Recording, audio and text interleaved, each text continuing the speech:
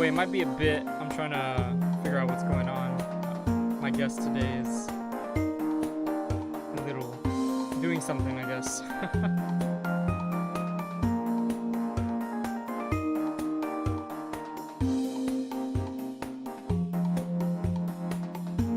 Hope you're doing well today, though, sir.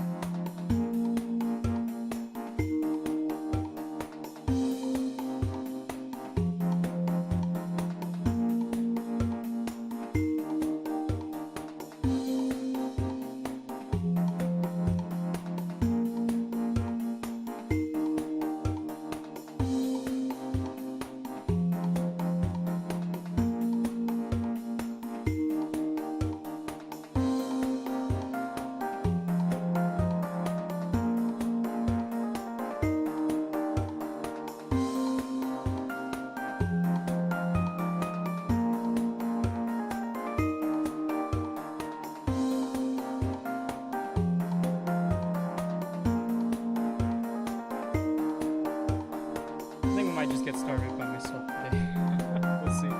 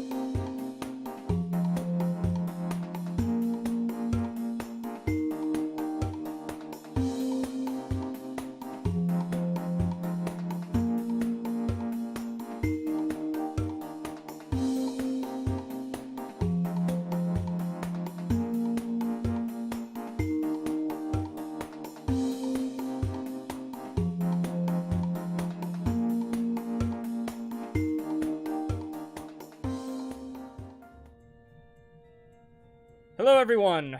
Welcome to Existential Gamers Live, where I'm already fighting a golem. I'm joined today by our reoccurring guest, Richard Holman, who is unfortunately just came from the dentist, right? That's what you said? Yep. Okay. Happened. By the way, my game is really loud right now. Is it loud for you guys? No, it's not loud for you guys. It's loud for me though. Let me fix this really quick. The power of expensive headphones. Yay. No, I didn't. Talk really fast, Richard. Sorry. Hey, what's up? Okay. How do I control the game audio? Okay. I think I control it. Alright! Yeah. So yeah, Richard just came from the dentist. I'm getting my ass beat. So, how do you feel? I took off Beethoven, so kind of okay. You have what did you say? Offbeat. Ah. Ah. So, I'm at the moment okay, but I have a lot of gauze in my mouth. Yeah, I can hear it. Oh my god, I do so much damage now. Alright. Remember, guys, when that took like 40 hits or more? Probably more than that. You ever play this game? A little bit. Yeah. I've been enjoying it. I just, the port for the PC one is a little wonky, but, you know. Starting to warm up to it. I gotta remember the game is not, you know, the newest either. Oh dear.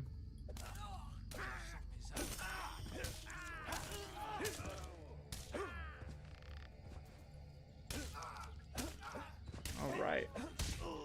Sorry, I had some things I wanted to talk to you about, but I was not expecting the gods thing. Unfortunately. Well, I will try to. No, I mean, like, it's all good. I'm just saying. Let me, I gotta go get my questions actually really quick. Because I got home. Actually, let me pause the game really quick. I got home and I, like, immediately went to go run a mile. Because I was like, I got home at, like, 3:45. So, like, I only had, like, 15 minutes to, like, run a mile, drink some water, get some food. And get the stream ready. But I have my questions. I had some fun little hypotheticals too. I'm trying to get more of those now. All right. Ugh. So does that stuff like put you to sleep or whatever? Like, how does it make? No, oxycodone is just a hardcore pain med. It's a painkiller. Ah, it's a painkiller. Got it. All right. Let's see what I had. Okay. All right. Well, first things first. Today's episode is sponsored by WoW Classic Burning Crusade. Have you guys checked? Is it available already? Well, not Burning Crusade, but the free patches. Oh. Ah, okay. You gonna be on that? I actually don't know yet. Okay. I'm still kind of wavering. Yeah, because I was looking at that and I was just like, probably I'm not gonna have time for that at all. I wish the boost was not 40. You wish the what? The level boost. Oh, yeah.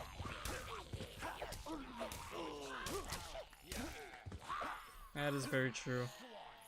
Kinda ruins a little bit of the fun of the progression, you know? Because I feel like it kind of imitates real life. Like, we already have to deal with that in real life, where we have people who are already like put in that position of like, you know, good status. Time more money. Yeah.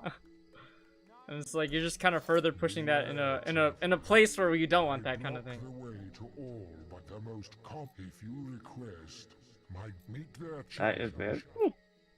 Oh. I see you are ready for your test.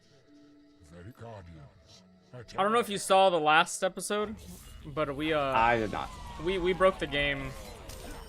And I do believe that though.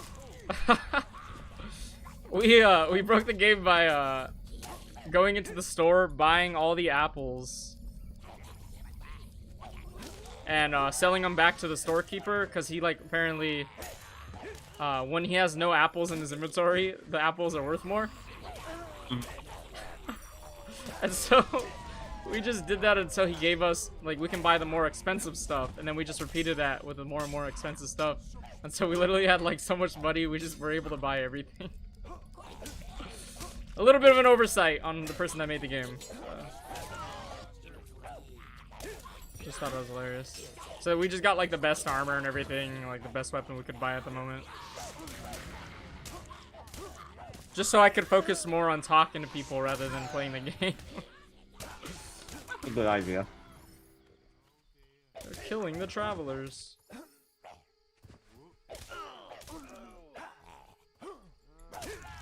So, in World of Warcraft, you play an orc hunter, right? Or you changed now, right? Yeah, but I identify as an orc hunter no matter what. Okay, that's the question I was actually gonna ask. Like, if you're put into the real World of Warcraft, would you still be an orc hunter? Yes. If only I could. What do you think would change though if like it was more of like real life and stuff like that? You don't think that you'd be tempted to be something else? I would be a very strong orc. Well, I mean, I'm not talking about in the sense of like how you look like or anything. Like, of course, you're gonna still be like a big and strong orc and stuff like that, unless you know, like life just says, you know, screw it. No, yeah.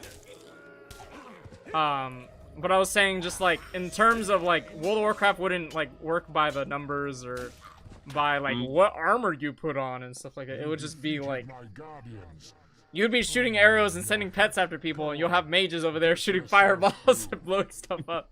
So that's what I mean. Like, would you still like? You don't think you would be tempted to want to go down another? I mean, obviously, you would have different memories and things like that. Probably, if we're saying that you grew up in it. But if you're just transported into the world, and you were just like, oh yeah, you know, you're an orc, and you can choose your class, but you don't have to be, you know, you don't have to be a hunter. Would you still be a hunter? I guess is what I'm asking. Absolutely. All right. There's something about the aspect I just love. What kind of story would you tell your you would go down at you know as a orc hunter though, like as you progress through life? So one of the biggest stories would be one second, my god is in the middle of my mouth now.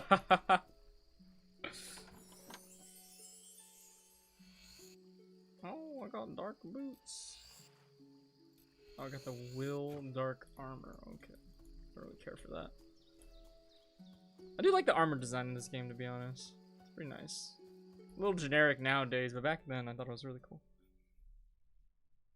But yes, if you're whenever you're ready. Yeah, one second. It's still in the middle of my mouth. I'm trying to move it. It's like it's too liquidy, so I need to like spit it out. Fucking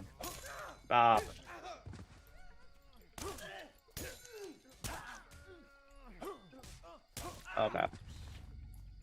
Let me stand up and All right.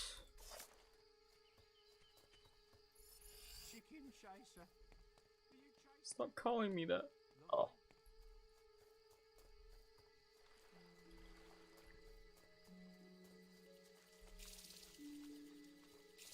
You all right?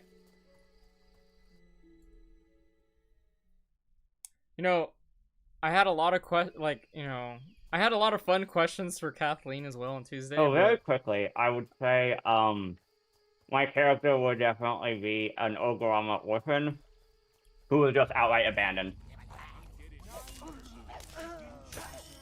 Okay, yeah, I got it. Yeah, Ogorama, yeah. I like to call it Ogorama. Yeah, I forgot that you could say that.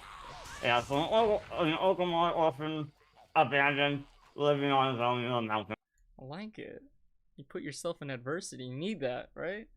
Mm-hmm. I like that. That's something that I realize more and more that a lot of us need. But you know, it depends on your attitude towards it, right? You know, you're either gonna be looking for pity and stuff like that, or you're gonna just, you know, strap your boots on and just be like, all right, well, this is what I gotta deal with. Well, let's get it done. And I guess it just depends on what you identify with, right? Like, at the end of the day, like, that's why I realize now, it's just like, what story are you telling, like, yourself? What do you believe in? Like, I was reading a book called, I've read it already, completely finished it. And I'm actually reading it again because I feel like I needed it right now. It's called Barking Up the Wrong Tree by, I think, Charles Barkley, that's the freaking singer. Or that's the group. Holy moly, what is his name? His last name is Barker, but I'm like forgetting his first name.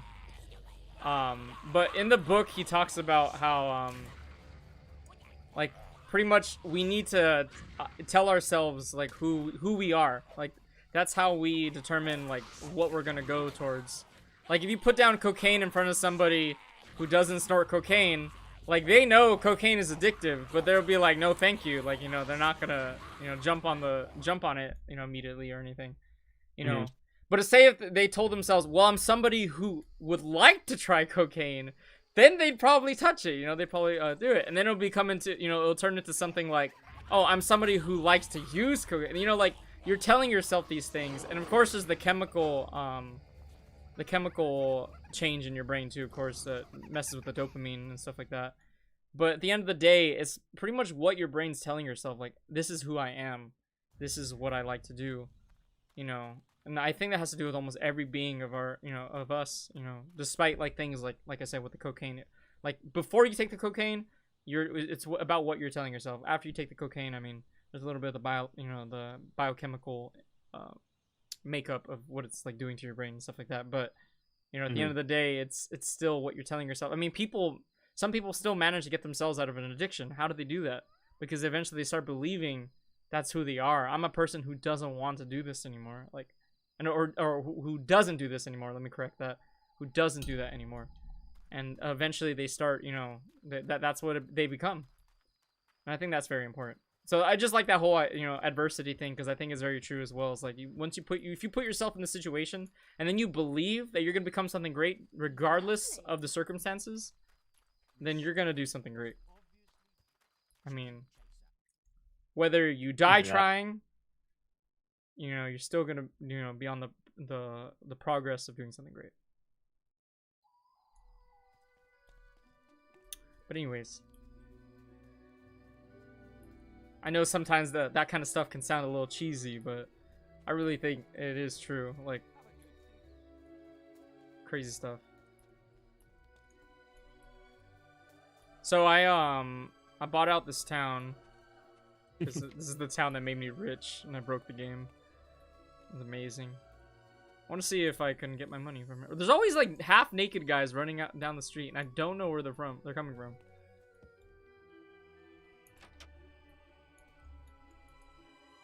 I can sell my home. I don't even know where I pick up my money from, though, to be honest. Because I'm renting it out right now. I think I'm just going to live there.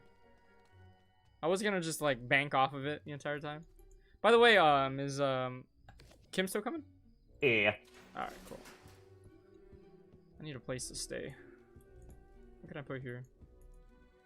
Mounted trophy. Oh.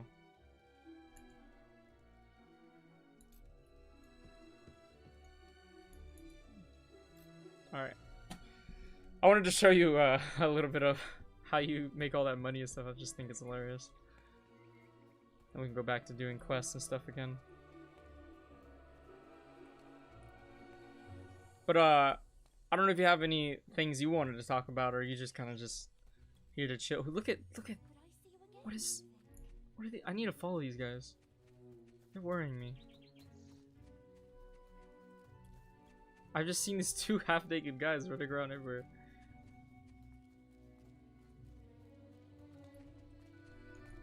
Oh, they just leave. Okay.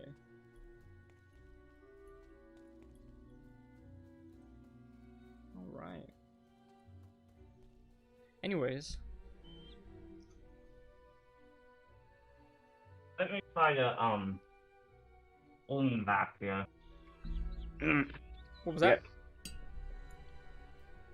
There we go. You're back now? Yeah. Okay. Let me try to talk. Oh god, I hit the. Oh no. Yeah, I don't.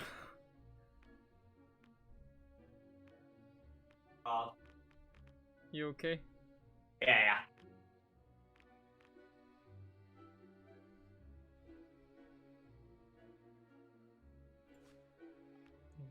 We can stocks. Okay, we'll take one of those. The sock method. How to make yourself sexier in 10 days. Why does it require 10 days? That seems like fine, my friend.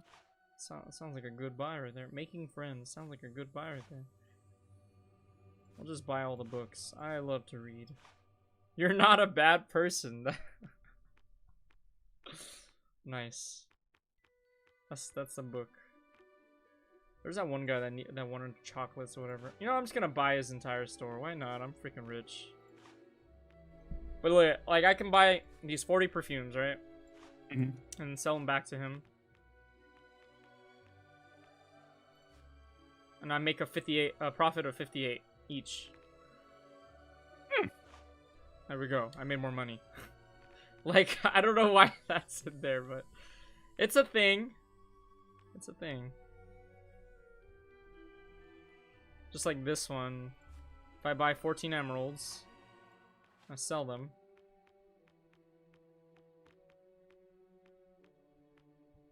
I get a profit of 74 each. Like, why is... I'll take it! I'll take all of it. The apple tree.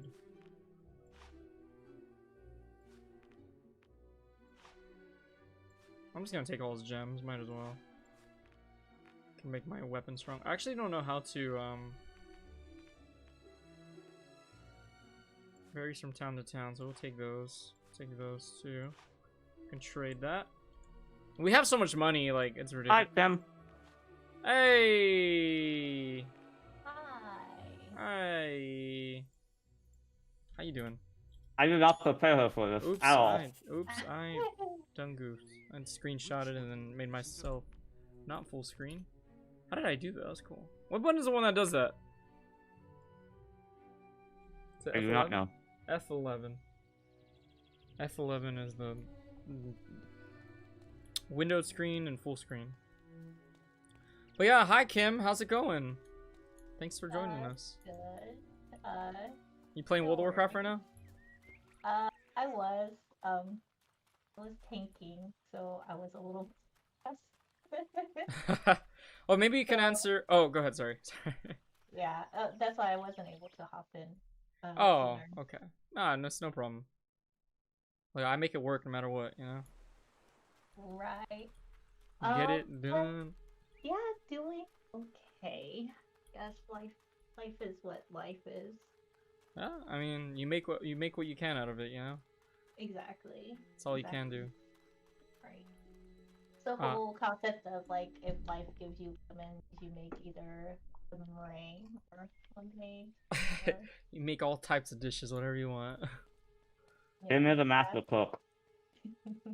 Don't let them limit you to lemonade, you know. I like that. Some shrimp cocktail. Yeah, to make with lemons. I need to get more. I like that though. Like I've never thought about it that way, but I like that. Like it's just like life gives you lemons. You make it whatever the hell you want out of those damn lemons. You don't let people tell you what you can or can't make.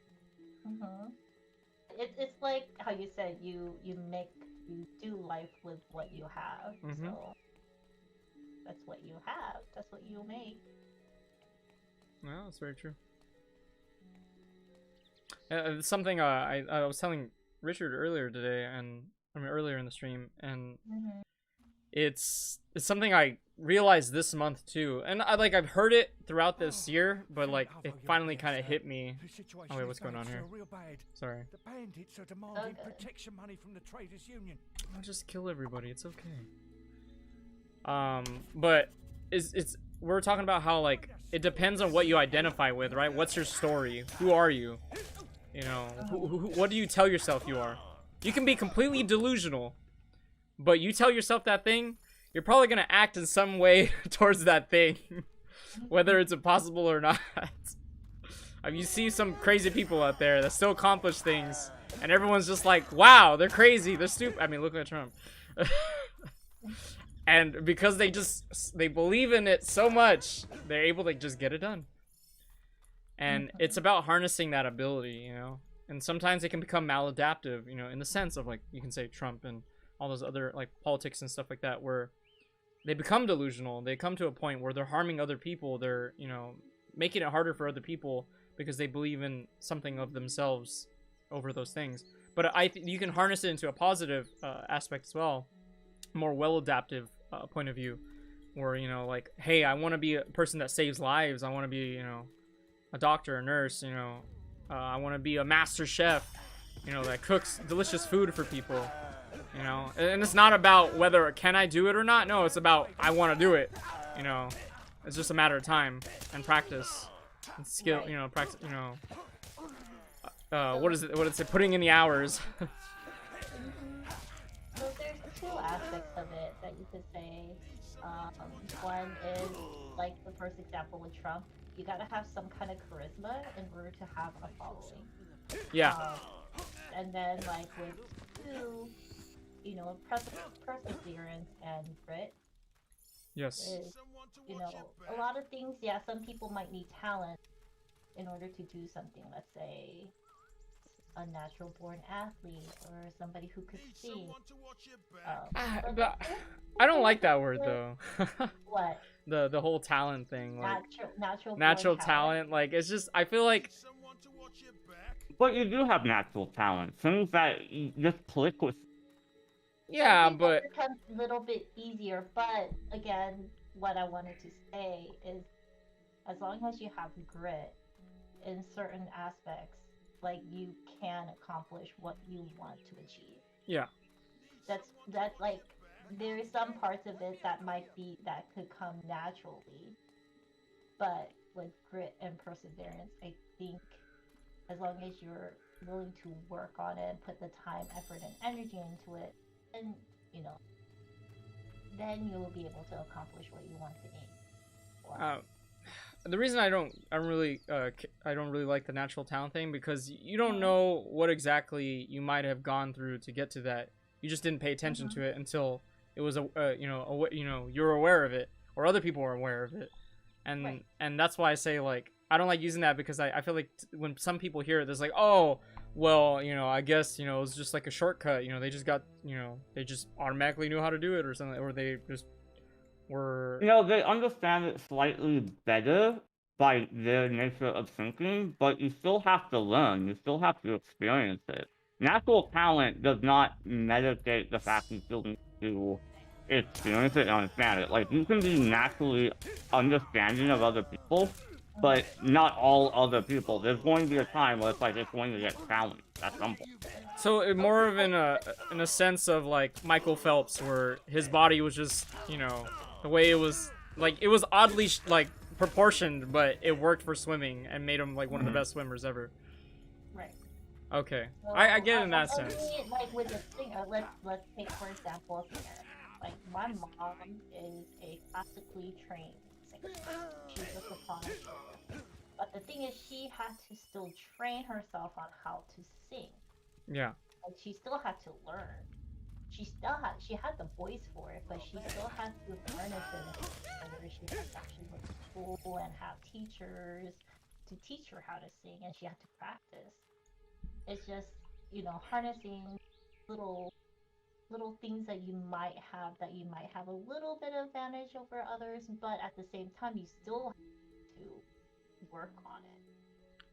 Yes.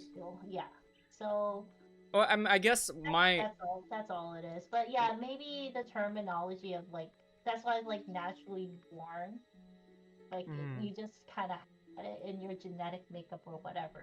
But the thing is, you still have to work on it. Yeah, you have to master the skill. Exactly. But I guess my question for that is like should we tell people that they're naturally talented and stuff like that? Yeah, it does actually help people, It does help them to get motivated to work on it. I mean, like if you're good at something, why wouldn't you work on it? Unless you are passionate into something else, and that's just not your thing, then you can make the decision of if you want to put your effort. Yeah, because I feel like it can go both ways. It can go both ways. I think I see what you're saying. Where it can lean someone away from doing something because they think they need some inherent gift that's outside of their control. Yeah. When for them it might just mean they need to spend a little bit more time, or they need to try to figure out a way for it to really click with them.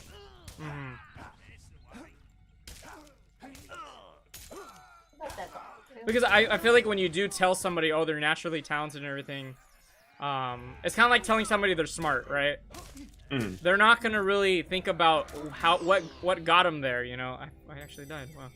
Wow. What got them there, you know, what put them in that position. They're just gonna be like, well, I guess I'm just smart, you know, like that's just how it is. It's like, no, you put in hard work, you put in time, you know, you put a little maybe you have a certain thought process that helped you understand the information better, like you guys were saying, like you have this naturally, you know, natural way of processing that information, and you're able to grasp the concept really quick. But I guess that's why I don't really like saying the natural talent, the being smart, you know, doing, you know, saying those kind of things, because then it kind of just like, it's kind of like riding a bike, and you like worked hard to learn how to ride a bike, and then somebody says, how do you ride a bike? And you're like, well, I don't know, I just kind of learned, like it just came to me. It's like, no, it didn't. You had to put in time. But if you pay attention to that and you paid attention to the process, then maybe you could teach somebody else, or you could tell somebody else, like, yeah, you know, it took this and everything. But I guess that's why I don't like the natural talent thing or the smart thing, because then like it like cuts that out. Well, that's like, also different. Like, you know, I'll give you a good example. When I was a baby, like 2 years old, my mom had a toy from Disneyland. It was a little toy where you would move a lever back and the Mickey Mouse car would go forward. hmm Gave it to my sister. My sister put it on the ground, played with it like a normal toy car. My mom went, picked it up, showed her the lever, pulled it back, and my sister saw it, went cool, kept playing with it with the toy car. Like the lever didn't even exist. hmm When I was 2, my mom handed it to me. Before showing me anything, she just handed it to me.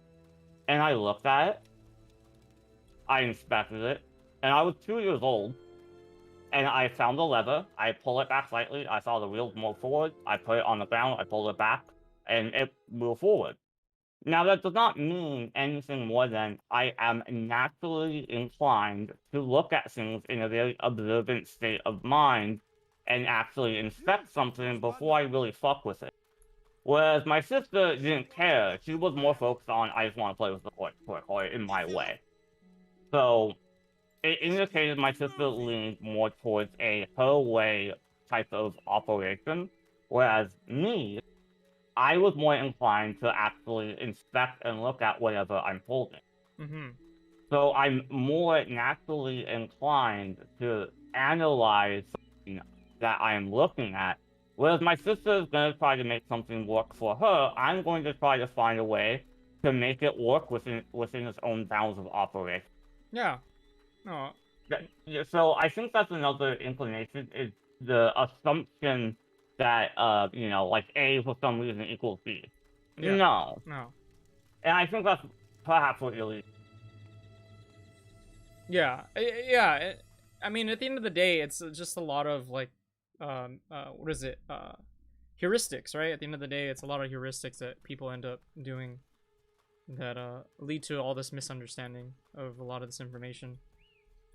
And it's unfortunate because it does affect kids while they're growing up. You know, they hear all these things and it does affect them. But again, we kind of make do with what we got, right? Like we said, the lemons. Right. Also, Michael, Uh-huh. your dick is way too big, and you need to take it out of my mouth, my dude. Well, why'd you come over? I thought Good that's the point. only reason you came over. Well, I can't help if it's yummy. That's why I eat a lot of pineapple. Hey, pineapple, good. Yeah. Okay, I don't know what I'm supposed to do here. I was supposed to save these guys. And I then... still can't believe they're gone. Me, top. I don't know what to do. But yeah, I enjoyed that conversation. That was something. And again, at the end of the day, too, it's nice to talk about that stuff because it's good to kind of like understand what everybody's thinking on those kind of things, instead of just being like, well, I assumed that everyone was on the same page. Of course, we should never assume that because, you know, everyone's always thinking differently. Never assume anything. Nope. Don Miguel Ruiz's the four agreements. Oh, shit. It feels good to be free again. It's now you tell me that. don't assume anything. Oh, thanks. Always do your I'll best. do your Be impeccable with your word. I'll be sure to give you and a discount don't take for my anything wares if personally. I ever see you again. Always remember those four. Of course, there's like a bunch of lists for a lot of things. You have was it the 7 Habits of Highly Effective People? I don't know if you guys have read that book. That one. I've heard of it. I'm pretty sure Jan has read it, but yeah, I heard of that book. I actually never take the time to read unless it's school related. Unless it's what? School related. Oh, okay. Well, I mean, Well, that's because you have to read so much. Oh my god, there's so much reading in the medical, like, aspect. I mean, again, it goes back to like, who's the person you want to be. You want to be, is a doctor, right? You want to be a doctor or? Oh no, she's just getting her master's. Master's or PhD? I'm getting my master's. Master's. Oh, okay. I too am getting my master's. But in nothing. Hey. However, she probably knows more than, a doctor with an AA. I mean, there's some doctors out there. Oh no, yeah. Ugh. The dentist, the doctor who broke my my tooth, literally went, "Oh god damn it! I was afraid that would happen." I'm like, you don't want to hear that. You don't want to fucking hear that. Hey, I mean, FYI, it was old though. Like that's the only reason I'm not mad. Is because I'm like, it was an old fill-in, and like they warned me when they were looking at it. They were like, this is probably gonna break off with length. So. yeah. There's a whittling at this dude. But they said they would fix it, so I'm not gonna freak out yet. Yeah, I mean, that's one thing too. It's unfortunate, but we should have that like in mind. That, wow, this guy's weak. He just got destroyed. We should have that in mind that, not every service that we pay for is gonna be 100%. It's unfortunate, and it shouldn't be that way. But we have to consider that that might be the case. And again, it shouldn't be that way. But also, I'm not expecting perfection from anyone. Yeah. That's just unrealistic standard of anything. Shit goes wrong, they warn me it could. But I mean, that's also why we have procedures and ways for people to kind of have compensation when things go wrong, Yeah. I don't know if you guys ever heard. They said they would fix it this coming Friday. They're like, yeah, we'll fix it when we check on the future. That's good. Yeah. I mean, yeah. That's also too is them taking responsibility. I've seen some doctors that don't. It's just like, really. As long as they take responsibility of like, because I'm not going to pretend like the filling wasn't almost a decade old. It likely needed to be replaced anyway. I knew that well ahead of time. Yeah. So it's like, okay, 2 birds, 1 stone. But it was the operation that broke it, so you should be putting some foot forward to really fix it. Yeah. Like, as much as it's on me, it's equally on you. Because, like, I was expecting it to come out a lot easier, and they had it from before, so like, wow, this one, like, your root is really holding on. And I'm like, my roots usually get curved. Only open to those who know my when you were saying like that, that's kind of your responsibility as well, but of course their responsibility. It kind of made me think of how like, even though we've advanced so far in like medical science and stuff like that, it shows how much we sort of like some people just sort of rely on medical science rather than, biologically taking care of their own body, so that they don't, instead of relying on this like more of an emergency kind of thing, like, hey, this is only if you really need it, they just kind of let themselves go. So you want to talk about personal accountability? Yeah. Only one person knows. Oh boy. I mean, even when we look at the whole COVID thing, right? Like, and like, you can look at it both sides. Like the people who are overly, going crazy about it because people are dying. I mean, we can't lie about that. People are dying. But then you have the other people who are just like, no, it's whatever, Like, both of those sides, it just seems like they have no understanding of, like, you have the people that just didn't take care of themselves, or they're just, not in a good position because, certain unfortunate circumstances and stuff like that. And then you have, like, the people that are just don't care about everybody else, and they think they're okay, they're alright. And then, like, I don't know, like, they said even like healthy people are getting like killed by it too, right? Yeah. That's very interesting. Yeah. Young, old, with chronic diseases, without, like, I just want to say it doesn't matter. It's just however the virus took, however your body Well, reacted. Because like those kind of I mean, viruses are created though by like strong immune systems, right? I mean, I'm not gonna talk about logistics of how it was born to be. Yeah, I mean, at That's the end of the not my day, like we discussion. we have to have a system to combat that. But I'm just saying, like those kind of viruses are born from really strong immune systems. You know, like I said, it came from a bat. Bats are known to have really strong immune systems because of how fast their heart has to beat and to fly and everything. That has to, you know, it helps them fight a lot of diseases and stuff like that. And so like they carry diseases on them that are really strong because they're trying to catch up with the bat. And I just find that very interesting too. That like, you know, that's something we got to consider as well, like the creatures that we're eating and things like that, like how easily they can garner something really powerful and then spread it onto us because we don't have, you know, as powerful immune systems as they do. Also, Michael, we don't eat bats. Oh, not all of us. Just because we don't eat Not all of bats. us. Yeah, I mean, there's still countries that eat that. Mhm. Only one person knows my It's name. just not the But I norm in doubt the you- United States, but I mean, They sent the flying fucking rats. and but I mean, COVID has. I mean, I'm just gonna say that this what I only almost open to 18 years those now who not has been only very interesting.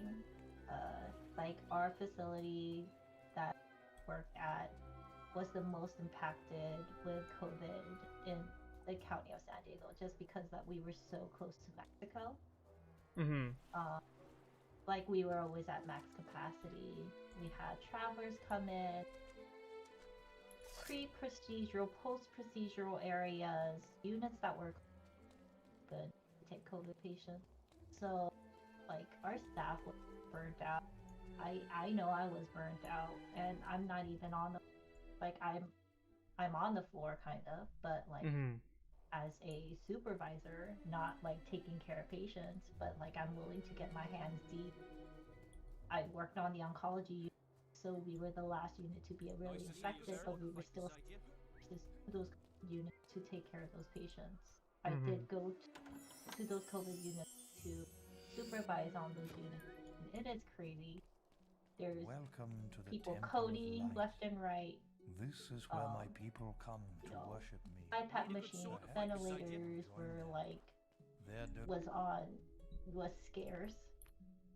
High flow machines, you name it. Like it was it's crazy to think that exactly about a year ago we had 100 plus COVID patients in our hospital, and then like you know I worked on Monday. We had 8.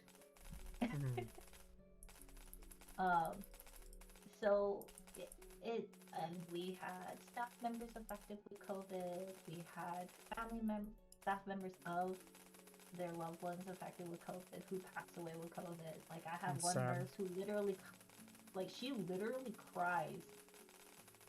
She cries because her husband did pass away at our facility. Like one little thing that reminds her of her husband, she just starts bawling at the nurse's station. course. So it's kind of like, what can I do for you? Like I bring her to the office.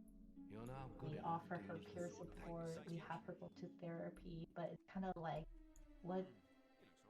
how do you support these nurses who, you know, we call them second victims because of this pandemic.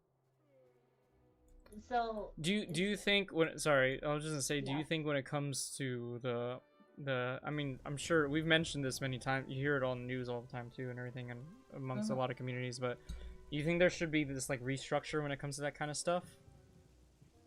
when it comes to like scheduling, amount of people working there, things like, you know. I mean, this is basically a lesson learned. So. I mean, is it though? Do you think they're really paying attention? Well, no, lesson learned of what we could do as a organization to prepare if a pandemic hit. I mean, right now we're kind of going through a disaster crisis again because not our sister organization, but another healthcare organization just suffered a cyber attack. So, yeah. You know, us as a community organization are taking in this other, you know, healthcare providers, patients over, and we're having a second surge at our facility again. You know, it's not COVID related, but it's considered a disaster. We have our protocols of how to follow through when we have these quote unquote disasters, cyber versus natural. But it's kind of like, okay, we went through this. How are we gonna do it if it happens again? And just kind of not play it by ear, see what will work. Because what will work for now will not work for the next situation we come across. You know. Of course, yeah. You know, so it's gonna be different. Yeah, so there's gonna be some policies and procedures have changed, obviously, through the organization, through like the health community as a whole. But just thinking mental, and also May is mental awareness month too. So there has been a big push about self-care, meditation, being peace at yourself, because now that we're coming out of this, like, what are we gonna do to look forward? Yeah. Just as people, not healthcare providers, but for the general community. But like, I mean, so it's kind of like when we see people about not giving the perceptions of not caring. It's just, well, maybe it is, but like, how am I gonna judge them? I'm not in their shoes. Oh no, of course, there's so many variables to it. Oh yeah. But I guess it's more of like, are you doing your best? You know, regardless. But I mean, all you can control is you. I mean, at the end of the day, that's all you can control is you. All you can control is your response to your situation. Yeah. You don't have control of the situation, but you always have the control of how you're gonna respond to it. Yeah. How you're gonna act. In our cases, we're gonna take care of our community. We're gonna take care of patients. We're gonna do what we can to be responsible for ourselves and take care of ourselves. So we're there to take care of our patients. So it's just kind of having that mindset of being, and then that kind of goes along with personal accountability, and then that kind of goes also in line about risk benefit. That's why, like, surgeons always talk about, like, this is what we're gonna do. This might happen. This might happen. I mean, again, we're human. We're not perfect, and then there's always things. And, you know, not to like be whatever, but there's always thing I always teach our new nurses, and I always look at them in their eyes, and I was like, remember, patients lie. Yeah. Patients lie. They're not gonna tell you, you know, like, they haven't heard. Hey, last week I did a whole bunch of fucking pot, so you know. Yeah, like, oh, no, I haven't done heroin in years. You know, and they're coming in with cellulitis with a track line of what, you know, against their mom. And they need antibiotics for 28 days. Sure, buddy, you know? So, yeah. So you gotta take everything with a grain of salt. Especially when you're going into something invasive like that. Like, when people don't disclose anything, like, we're never gonna know. Yes, there's gonna be some liability of, like, you know, doctors just being reckless or whatnot, but we gotta also think about a healthcare personnel who wants to. They're doing this as a profession because why? Mhm. They want to take care of people. Mm. They want to do their best to see people get better. Yeah, there are some people who are, you know, doing things that they shouldn't be doing. And that goes both ways.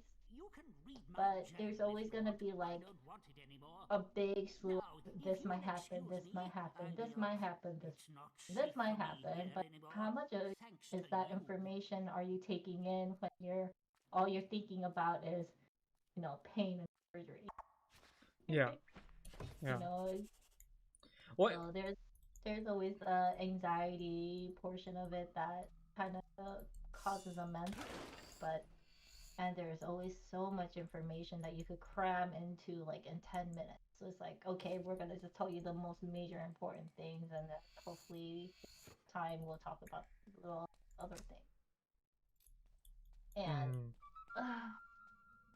Check the guild for more quests. I hate it just because like everything is so rushed, but at the same time, it's like how much of that information like we want to give you, and how much of that information can you retain. But at the end of the day, like you, I should I always want to say, you know, something can go wrong. Of course. Yeah. There's always going to be a risk, but Mm. are you willing to take that for this benefit? And that's the choice that you guys have to make. We're not going to force you to do anything you don't want to do. Yeah. Like patients have right to refuse medication. They have right for a second opinion. They have the rights for to refuse treatment. And so it's kind of like, okay, this is all the information we're gonna give you, and this is what the plan of care is. But it's really up to you. Like if you guys want to go through it, that again, we'll talk about personal accountability. And the thing is, like, I can't tell you what's right and wrong. Oh, of course. Yeah. No. Again, at the end of the day, it depends on what you're going towards. Exactly. If somebody says, "Hey, I want to destroy my body as bad as much as I can," I'll be like, "All right, well, I can't tell you you're wrong. That's what you want to do." Like, we will recommend you not, Yeah. drinking, 10 bottles of vodka a day, but, once you're out of this hospital walls, like whatever choices you guys want to make, here's some resources for, alcohol cessation, but Mm. that is your choice to make. And if you come back, we'll still take care of you. Yeah. So, Cause you're paying us. No, I'm just kidding. not, I'm it's just you, kidding. it's the insurance. It's CMS who's paying for your care. Oh gosh, that's all I have been reading for school. Is oh gosh, it's reimbursement. It's loads of fun. So, like, I want to kind of go back to when you were saying that you only read books for school and everything. Would you like to read books? Eventually, I would like to read books again. Like, What I stops have you from wanting to though? Like now? He's too busy reading school books. journal articles. I mean, like with before, I think it's I rather play video games. I Uh-huh. rather hang out with people. I rather hang out with my kids. Like, if I had to quote unquote try to set an example for my kids to like, if we had reading time, yeah, I'll try to sit down and read too. Mm-hmm. It's kind of like I will do what you guys do, and I But want that's not what to. you want to do. Yeah, but I want to say, I'm willing to go through this with you. But some people see reading I as an think I enjoyment. think that's not the greatest attitude though, right? Like, oh, I I'm willing know, to but go through this with you. It's like, no, we get to again, do this. That should be the attitude, right? We get to exactly. do this. But it's kind of like, kids, we have to foster the enjoyment of reading. Mm-hmm. I read because I had to. And Mm-hmm. I don't think I again, there's people who just enjoy reading. Yeah. They just love reading. I personally don't. um, but I know you like to play the piano. I heard. Was that? Yes. You like to play the piano. I heard. Yes. Yes. Yes. Okay. Because I grew up playing the piano too. So Oh, okay. when did you start playing? I think in middle school. But I don't know. I haven't really like. I've never taken classes or anything. I just kind of slam the keys until something sounds good to me. But like, I mean, I do try to take time now, because before I was just like, oh, that's too hard. You know, there's a lot of work to it and everything. It wasn't until like maybe like last year where I was just like, you know what, I'm actually gonna take the time to sit down and like, I guess they call them the boring fundamentals, because it's like the stuff is not so fun, but it's gonna help you get to where you want to get to, right? And Right. so I sat down and I was just like, okay, this is how you read notes. And I still really bad at reading music notes. I read like a freaking, what is it, the really low grade level, but with music I'm just like, boop, It boop. very much reminds me of when I was taking coding for games. There was a story about, not a story, but kind of a thought experiment going. Okay, let's say you had the gift, you understood everything, you had the knowledge already to code games, but you're sitting here right now learning how to do it, and if you're not liking the process of what you're learning, this is what developing a game is on code. So if you're not liking it right now, why would you like it because all of a sudden you know even more coding? Yeah. Like, it's never going to not be this. Yeah. And when I was reading that, I was like, that's a really good point. Yeah. Now I need to very carefully drink this ensure, letting it reach the back of my throat and letting it go down my throat hole. But you don't could have change a that straw? perspective though, right? Like you can say you don't enjoy something now, but depending on like, how you perceive it and how you go through it, like it's just like people who get into careers that drive them up the wall, but they do it because they're passionate about maybe the results or the what they bring to the world and stuff like that. And so that's why, like, some people they fail to do that, right? You have teachers who get into teaching because they love teaching, but then they become miserable because they don't see the entire thing as great. They only look at the result, right? Like you were saying, you know how to make the games and stuff like that, but you're not enjoying the process. Like it just depends on how you and I feel like everybody has that ability to change their mindset and be like, you know what, I have to enjoy the entire thing. I have to enjoy the maybe I see some of these things as flaws because I don't enjoy them. They're boring and everything, but I have to love them regardless because I need to love the entire process because I love the trade in general or whatever skill you're trying to develop and things like that. Well, also, this was more referring to like the process of writing code. It was not the process of making a game. There's a whole bunch of that additional. It was like the basic process of you sitting there writing a code. Like, if you do not like sitting down and writing code, you will not like coding because that's what it is. Yeah. Like, if you can't enjoy the base function, then maybe there's something else about games or game development or game design that you enjoy. For example, there are people who enjoy being a game producer where you're not really making the game, you're just pretty much its spokesperson, you're just selling it. Yeah. And there are people who love talking about how much they love a game, Jesus, slapping the shit out of me.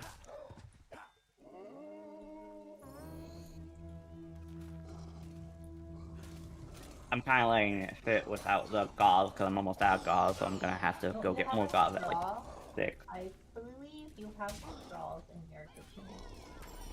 Gauze. Straw. A straw? No, gauze. I know, but you could drink the ensure with a straw.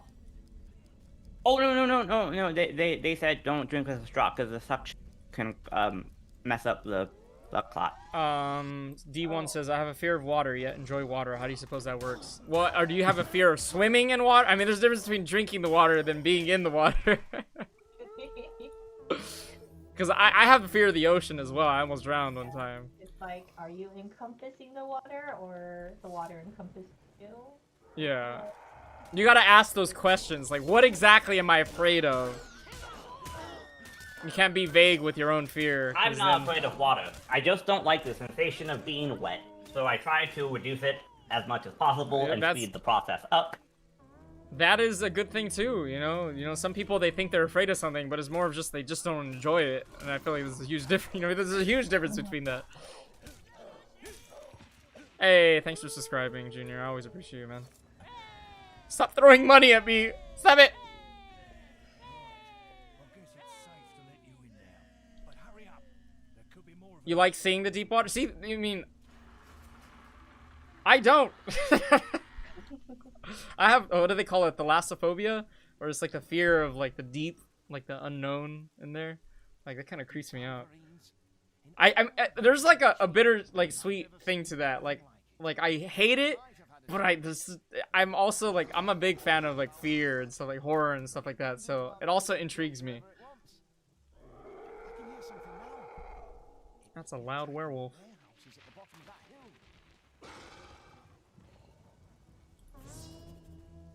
You have reached a well-known state of Zordo. Wow. You're scared of spiders and roller coasters. What makes you scared of those things though? Let's dive into that. Let's break down these fears. that thing's skin is too Roller tough, coaster even of for love. you. We had a great time whole glade once. Roller coaster Fighting the last wave. of love. His wife still lives in one of the houses up at the top of the hill. Yeah, but I would say like That bloody when we talk about the piano thing though, like I've made so much progress this year because I stopped, you know, like resisting that boring fundamental part of the piano. Like I was just like, you know what? And it's the same thing with math. I used to hate math, and then they used to put me in like advanced math classes, and I was just like, man, I'm stupid. I can't do math. Like I would always like get F's in the class and like, because I believe that, right? I believe that about myself, that I couldn't do math and everything. And like once I kind of got rid of that fear of and like that belief of myself, like I was able to sit down and just do math problems and not be like frustrated or anything. And I don't know, it's just the more and more I do that with things, like it just feels interesting. Like Can hurt my it makes me wonder, can anybody do that, you know? Is it just a natural talent? No, I'm just kidding. No. I'm just kidding. No, and it makes me believe anybody can do that, you know? Like everyone has a potential to just tell themselves, like, you know what? You know, I'm not gonna be the person that snorts cocaine because that's not the kind of person I am. Oh my god, Michael, why do you keep trying to get me off cocaine? I told you I like... But I was telling Richard of the book I was reading. I was barking up the wrong tree, where they do mention a thing that just like, if I was to put a freaking bag of cocaine in front of you, like, and tell you like, hey, do you want to, you want to use this? You'd probably Yes. say no, probably, unless you're Richard. But depending on who you identify as, right? I'm a person who doesn't do drugs, so I'm not gonna do it. It's easy for me to say no. Like now, like you could put a delicious burger in front of me and like ask me, do you want to eat this? I'm probably gonna say no because I don't identify as eating that kind of food anymore. Back then I used to, but I don't anymore. And I just find that interesting that again it goes back to all the other stuff. Who are you? And I think that's very important. Like you have to ask yourself those things. Who are you? What kind of things do you like? What do you like to do? Most people can do that, right? Like, oh yeah, I like that, but they don't really think about that when it comes to everything, or they use that as a way to kind of keep themselves from doing things. How many times do you hear people say, I don't like to do math, I'm not a math person? You know what I mean? Like, but that's something very necessary. Like everyone needs to do that, like be able to do math and stuff like that. Like that's very important. But you start telling yourself that, oh yeah, I'm not a math person, I don't do math. Like, well then yeah, you're not gonna do math because that's your story. That's the person. That's the thing you're telling yourself. All of us, all the things we like to do and everything is because we tell ourselves that. We like to do that thing. I like to stream. I like to play video games because I tell myself I like to stream. I like to play video games. Play video games. I mean, they're fun. You mean they're telling their own stories. Like while you're playing the game, they're telling you this is who you are. This is what you're doing. Have fun. And then we're just like, yeah, that's what I'm doing. This is who I am. You know. And it's just like World of Warcraft. When you pick your class, like that's who you are. That's the person you want to be. You have more fun. You ever try another class that you totally, you're just like, you've always been against, so you're just like, I don't, it's not my thing, you know, and then you're just totally resistant to it until you actually sit down and you're like, I'll try it out. I'm a person that wants to try this now, you know, when you tell yourself that, and then you do it, and you're like, you know what, I'm a person that actually enjoys this now. Like, you kind of transition over, and like, I feel like we don't realize that, but we're telling ourselves those things. Oh shoot, I wasn't supposed to do that, whoops. I'm breaking people's shit when I'm not supposed to. But I don't know if you guys get what I'm trying to say, though, right? Like, So you're telling me I have to be open. There is an openness to it, yeah. But at the end of the day, it's just, you know, Yeah. again, I who are understand. you? Who are you? And I have some friends that I could ask them that, and they probably wouldn't be able to answer that. And you can see that in their actions. They just go with whatever, you know, whatever makes them happy. Which, I mean, I can't tell them that's wrong, but you sit on the hedonistic treadmill, most of the time you're not going to go anywhere, you know? Like, you're going to just stay comfortable for the rest of your life, which, I mean, if that's what you want to do, cool. But some of those people that I know sit there on that hedonistic treadmill, like, they tell me about all these goals and dreams they want to do, but then they don't think they can achieve them because they don't want to step out of that comfortable zone because that's who they are. They're comfortable. You know, it's when you finally ask yourself, like, hey, I don't want to be comfortable. And this is not who I am anymore. I want to put myself in that, you know, in that adversity. It's just like Nasoto was saying earlier, like if he was transported into the World of Warcraft world, he'd like to be an orphan, an orc orphan. He wants to be put in that adversity because that'll push him to, you know, be a better hunter. You know, have that background, that story. That's again that story. Hey, I was an orphan. And I still became a badass. Also, you should probably explain at the very beginning of what led to that, because that was really out of the blue, I would assume, because Kim was not there for that. Oh. No, I was getting hit to the face by Kyrian. I was. Don't worry, I was feeling you. You were fine. I was actually gonna ask her this question at the very beginning, but we kind of like went on the long side tangent. Yeah. What question?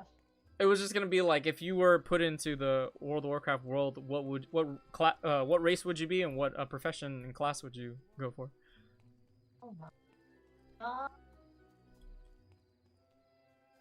And then like I was telling Nasoto, like you gotta understand too. I'm not saying that the world is still like gamified like it is in the actual game. Like I'm saying like the legit world. Like Nasoto still wants to be a hunter.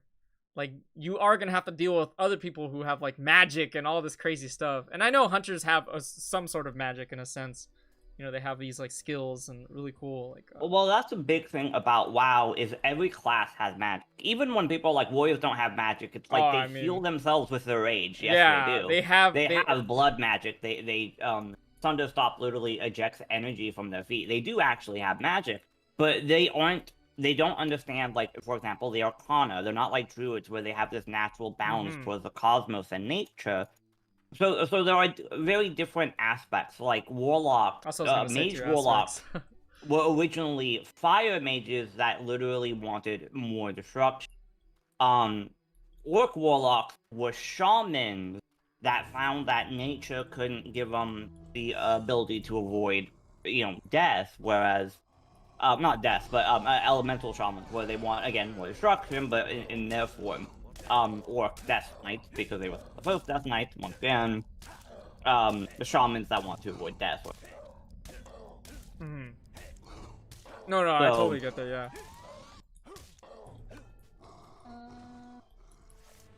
Specific class? Specific race and class, yeah. Specific Damn thing was racial just class. waiting for you. How could it know where we were going?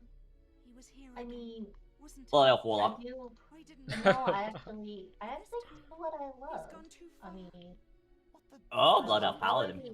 Well, maybe a paladin, but I'd rather be. I hate. Okay, like flames. He was I think that kind of goes to what Michael was saying before, is like getting out of that comfort zone. Like I hate playing melee classes, and I said let's try playing a melee class, and we need a tank. Oh, melee classes. Okay. Yeah. So played the Demon Hunter, and now I'm playing a Doomsday, and I'm enjoying it very well. I mean, but if I had to put myself in this game, I'll.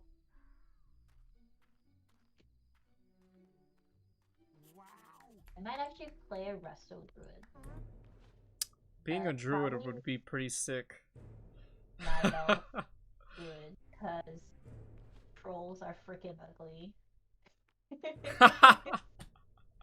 Hey, if you were born a troll, you wouldn't think that. You'd be like, "Oh, I'm You'd beautiful be a very away." pretty man.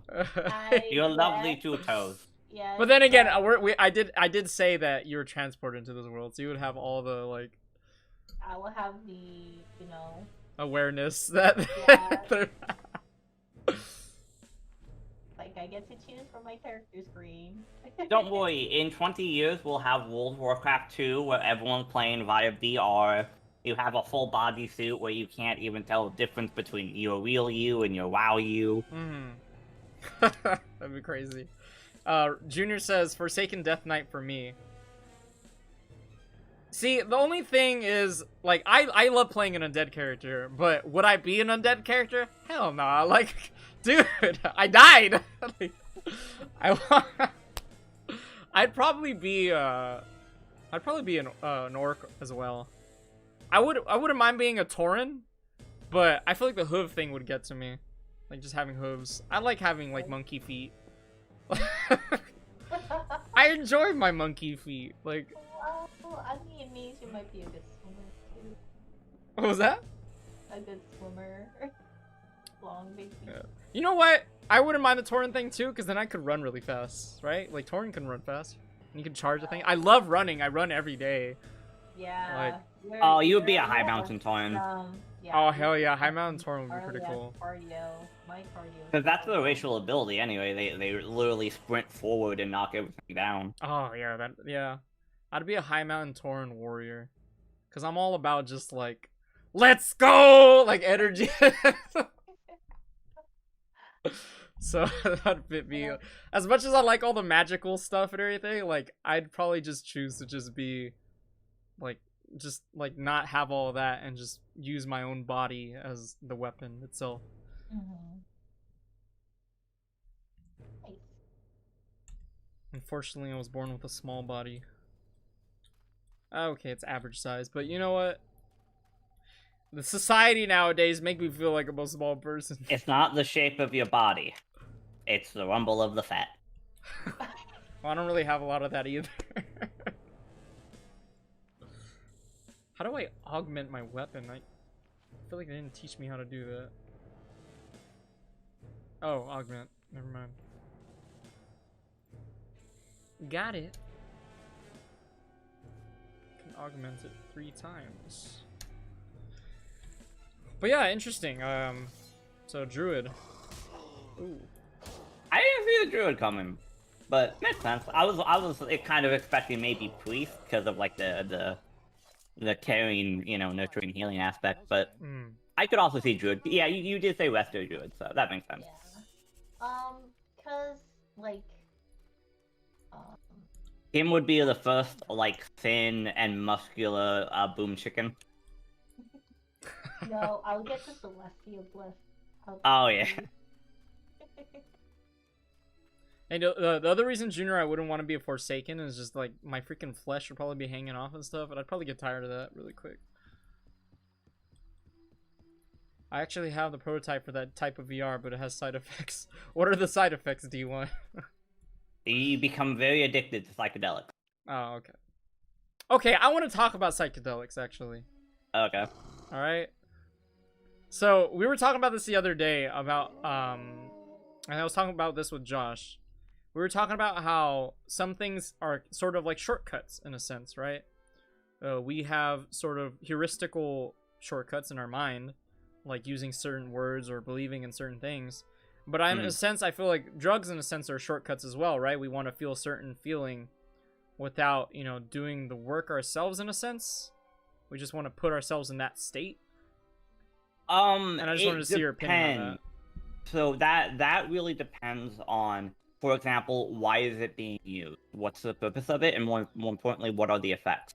Mm-hmm. So the issue with psychedelics is you immediately have to break away from the conversation of things such as narcotics. Narcotics are a quick way to make yourself feel good or feel better without putting in any work. End of discussion. That's kind of the whole point of them, right? They're almost always led towards a party drug, something to try to fill a void. Doesn't ever last, right? Psychedelics can be used in the same kind of very destructive way. I'm not going to pretend they can't. There's more than enough evidence that it very much does happen, that people just abuse the shit out of it too, right? Because they want to be in a different mindset. However, I do know, for example, ketamine is used for those who are very resistant to antidepressants, where it can help them see a slightly different view. It can change the perception. Because it's really hard to change the perception of someone who is deeply suicidal and has pretty much gone down a for certain path that death is the best option. Now, Default let's say mode for network. people who do ayahuasca, usually you don't do ayahuasca and then want to keep doing it. That is because almost always the experience tends to be very overwhelming, very terrifying, and you largely see or experience a type of not only ego death. So ego death tends to be like, let's say you take edibles for the first time, it's very strong. That's an ego death. Whereas with ayahuasca, you can have ego death, and it sometimes will happen. But honestly, at that point, you're more or less going to have an experience that ranges more around the fact of you feel that, okay, there perhaps is a little bit more about existence than I was willing to give credit for, right? Because Yeah. humanity can be a very draining experience where you feel very either disconnected or disinterested because, okay, you know, you've been around long enough, you've seen it all, you know, it's horrible, it's awful, blah, blah, blah, blah, blah, right? It, again, when used, I would make the argument, when used with someone who is dealing with depression and they really cannot get out of their own, like, mental entrappings of what life has, you know, has to offer, when you see something that your brain wouldn't have imagined otherwise, it tends to be a gateway, and I would say it does lead to a kind of gateway or a shortcut, but it's kind of a shortcut going, hey, you're a stupid, tiny, little, insignificant creature, and there's so much more about existence than you could even possibly fathom, so you should really chill back and relax. You're not the master of your own universe. You might be the master of your own fate, but what does that mean, really, when there are all these other moving factors that you don't control? Yeah. So, I do very much detest the use of psychedelics to be, you know, something out of recreational boredom, because I feel that just kind of like any drug, then it's just being abused. Because you can definitely, I would fully admit that you can definitely use it to just try to avoid actually dealing with problems. But in some cases, it can be an enlightening experience that might get you out of the own egotistical sense of, you know, yourself and what is your life. It can really get you off of the statement or of, you know, everything being about you, and it kind of helps you zoom out and in a weird way zoom in. So it zooms out in the sense of, again, you're kind of looking at just Yes. existing, Yes. and it I like zooms that. in a way of like, okay, I'm really focused on this one thing, when in reality this one thing is not the end of the world or the end all be all. I mean, And shortcuts. in, Oh, go ahead. Sorry, I'll talk after. And speaking of the guild, they sent this letter What's that? for you from your sister. oh I said go ahead. Go ahead. I'll talk after. I hope it's oh sorry, I was sharing the link. check the guild for more quests. You're what? Oh, really? Oh no, literally, Jan's at work, but he literally just linked me Reddit.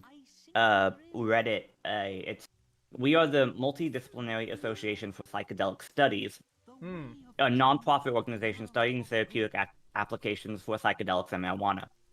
Right, he just linked me that. Oh wow.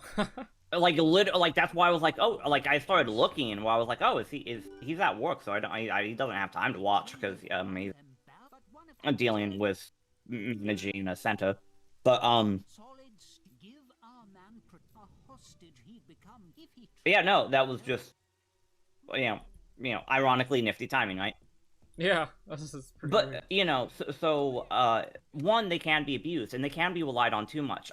For me, things like psychedelics should be a very rare occurrence. It should be something that you recognize, like, okay, you're doing it like right now, you're doing it, but I would always be reluctant to ever want to go back. Like, the first time I went from having never done any marijuana under any circumstance to a 15 milligram edible. Now, let me also give some background.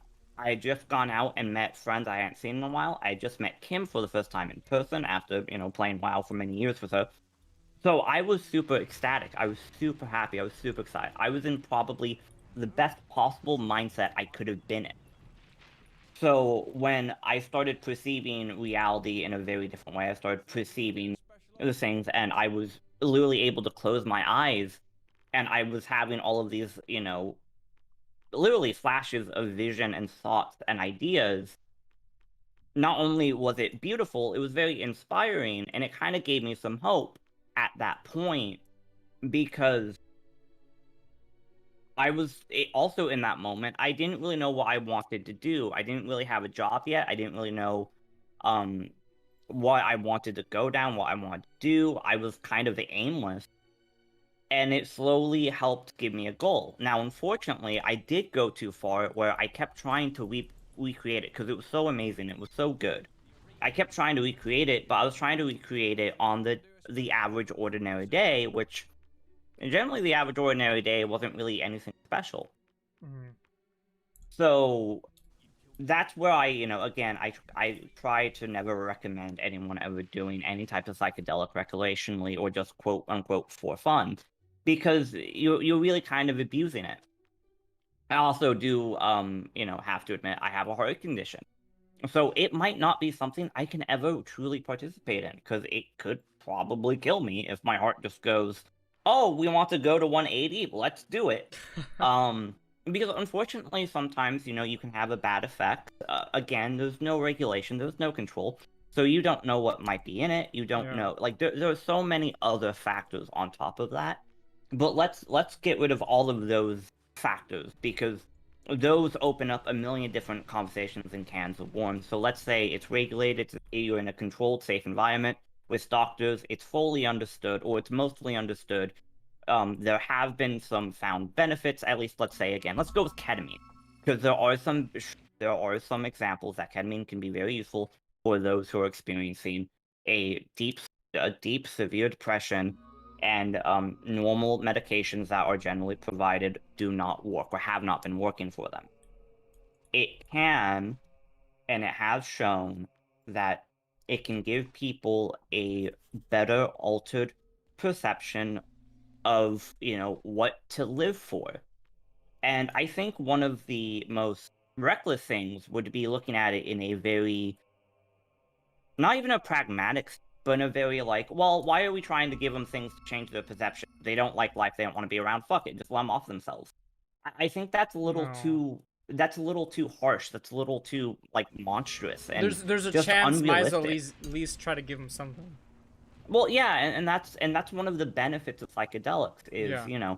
Some people can pick themselves up out of that, but there are some depressions where you actually have a level, like either it's a dopamine problem or it's a serotonin problem. Yeah. But when there is a legitimate chemical imbalance that is being beaten down regardless of medications given, it's not a bad idea to try to go to a more unlikely, not unlikely, but more uncommon approach, and psychedelics can be an uncommon approach. As long as it's not something they need every single day, because to be fair, psychedelics do tend to put you on your ass. But when you are in some other realm, when you have the perception that there is so much more to existence than has ever been let on by the general public or the general society, because if you haven't been there, if you haven't done it, well, you don't know. You have no idea, so you can't give any perception on that. You're just kind of like, nope, everything you're seeing and feeling, that's it, that's life, nothing more. And it's like, okay, but if your life is, or you feel life is miserable, that's a really horrible thing to be told, especially when it might not be true. You don't know if this is everything. All you know is this is definitely something. But if this isn't something enough, why not try to give someone a better option?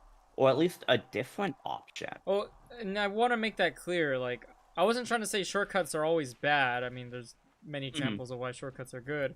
But I totally get that. Like, giving people who are, like, far away from a certain point they may want to be, or it would nice for them to be, so they cannot be in that, that point of suffering. It's kind of like, again, reading books, right? Like, books are, like, information packed into one little package that someone can read to kind of take a shortcut to seeing what they can, what information they could possibly get from it, or there's a lot of those self-help books and stuff like that. Just because you read the book once doesn't mean you're gonna get there immediately, but you are gonna get like a small little glimpse and like a shortcut to that feeling, and you'd be like, I can do that too. Whether these like a motivational book or anything of that kind of sort, I guess, in a sense.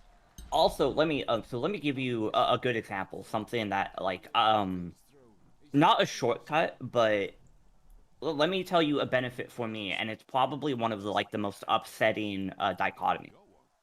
I'm not really allowed to get high, and I don't really want to. My brain, one aspect of my brain, my my creative side, it just goes wild. And in a good setting, that's not bad. I have these creative, nifty thoughts, but it can go too far. It can go too deep. It can get really paranoid. But another ironic thing is, because it's such a different mindset, I actually like reading. I like sitting down and just like absorbing information. And I already like talking with people, but like not talking with people, but reading, absorbing other information. I tend to do that more, or at least when I was getting high back at my parents' house, I would absorb more information. Again, however, unfortunately, it wasn't the best environment for me. I wasn't in the best mindset, so it would also make me very paranoid. There were also outside stresses going on, but ultimately, it led to a kind of ultimately a breakdown, because over-reliance on it is also really bad. Like, you should never, I push that no one should ever rely on any drug unless absolutely necessary. Really fast, D1 said something in the chat. He said that we're looking at his VR prototype now, and the side effects of the prototype include migraines, eye strain, losing eyesight, lack of taste, whole body straining, vomiting, and of course insanity. Well, it's I'm not feeling those side effects, so that's good. It's working well for me. Anyways, continue. Sorry. But that's an aspect, is because I am me. I've had my experiences, and I have my base level state of mind. Kind of like Kim, because I was forced to read growing up. I'm very checked out of reading. If I don't have to read something, I won't. If it's not really a mandatory thing, I'm not going to do it, because I find it very tedious. I find it very boring. It's really hard to thrust myself into reading. But ironically, that's what you tell yourself. Well, no. Yes and no. But it's more about my experiences. It's less about what I've told myself. It's more about the fact of how I feel. Yeah, that's your story. Yeah, and it's really hard to get beyond my story, but that's what you're telling yourself. That's kind of the shortcut. Ironically, that's kind of the shortcut that pot used to give me when I was doing it. Was literally, I would sit there and my mind would get rid of all of those experiences. My mind would get rid of all that feeling of all that, like, well, you know, the methods were annoying and pretentious and were problematic. But there are benefits to reading, and I actually did enjoy it. I don't ever want to risk it again. I don't want to risk having another episode because the episode was that bad. So I don't want to take that risk, but it is an aspect I miss. And I try to get back into like, okay, you know, let's enjoy reading, but it's really, really, really hard when I feel my eyes glaze over and I go, I'm just not feeling it. This isn't my thing. I don't like this.